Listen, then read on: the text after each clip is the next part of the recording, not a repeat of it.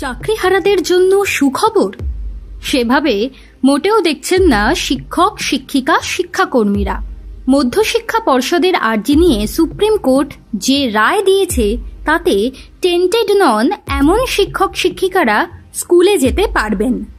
December পর্যন্ত তাদের চাকরি বহাল থাকলো, কিন্তু 31শে মের মধ্যে নতুন নিয়োগ প্রক্রিয়া শুরু করতে হবে। ডিসেম্বরের মধ্যে পরীক্ষা নিয়ে নিয়োগের ব্যাপার শেষ করতে হবে।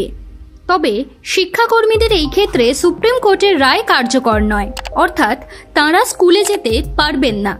সর্বোচ্চ আদালতের এই নির্দেশ নিয়ে চাকরিহারা কিন্তু একেবারেই সন্তুষ্ট নন। তাঁদের স্পষ্ট দাবি, একবার পরীক্ষা দিয়েছি, আবার দেব কেন? আরও এক দফা আন্দোলনের ডাক দিয়েছেন তারা। সুপ্রিম কোর্টের আগের রায়ে 26,000 শিক্ষক শিক্ষিকা চাকরি হারিয়েছিলেন। তারপর থেকে চলছে তাঁদের গণ আন্দোলন। আইনজীবী বিকাশ রঞ্জন ভট্টাচার্য কিন্তু এর পিছনের দুর্নীতি নিয়ে সোচ্চার হয়েছিলেন শুরু থেকেই। সুপ্রিম কোর্টের নতুন রায়ে পরিস্থিতি খুব যে পাল্টালো তা বলা যাচ্ছে না। মানুষে মানুষে ফারাক হয় কিসে? শিক্ষা আর মেধায়? মেধা থাকলে শিক্ষা ঠিক আসে। চরম দারিদ্রতার মধ্যেও, নিদারুণ অভাবের মধ্যে, প্রবল অন্ধকারের মধ্যেও মেধাই দেখায় পথ। ঠিক তার মতো এসএসসি দুর্নীতি মামলার জন্য 26,000 চাকরি হারিয়েছেন বাংলায়। কাঠগড়ায় দাঁড় করানো হয়েছে তাকে, অথচ তিনি বরাবর দুর্নীতির বিরুদ্ধে রুখে দাঁড়িয়েছিলেন। নিজের পোস্টেও যে কারণে লিখতে কুণ্ঠা করেন না। যোগ্য অযোগ্য তর্ক অনেকেই ভুলে যাচ্ছেন দুর্নীতির প্রক্রিয়াটাকে। হক কথা, যিনি শুধুমাত্র মেধায় ভর করে উঠে আসেন তিনি এমনই সৎ আর নির্ভীক হন, বিকাশ রঞ্জন ভট্টাচার্যের মতো।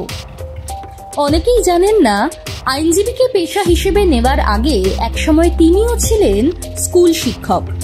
ওই যে অপরিসীম মেধা, যার জোরেই আইনজীবী হন এবং একের পর এক দুর্নীতির বিরুদ্ধে লড়াই করে যান।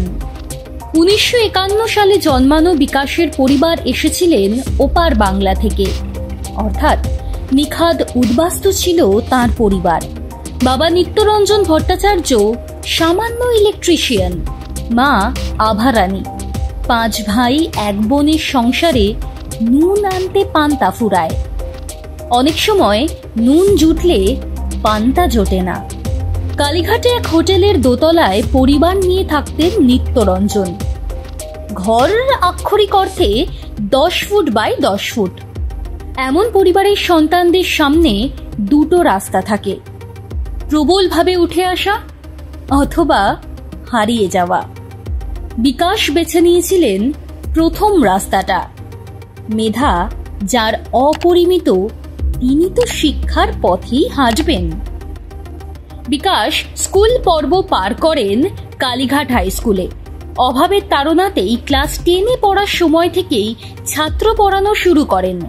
আশুতোষ কলেজ থেকে স্নাতক হন, তারপরই শিক্ষকতাও করেন। কিন্তু বামপন্থায় ততদিনে হাতে খড়ি হয়ে গিয়েছে। ছাত্র রাজনীতিতে রেখেছেন পা। শিক্ষকতা বেশি দিন টেনে রাখতে পারেননি বিকাশকে। কলকাতা বিশ্ববিদ্যালয় থেকে ততদিনে LLB পাশও করেছেন।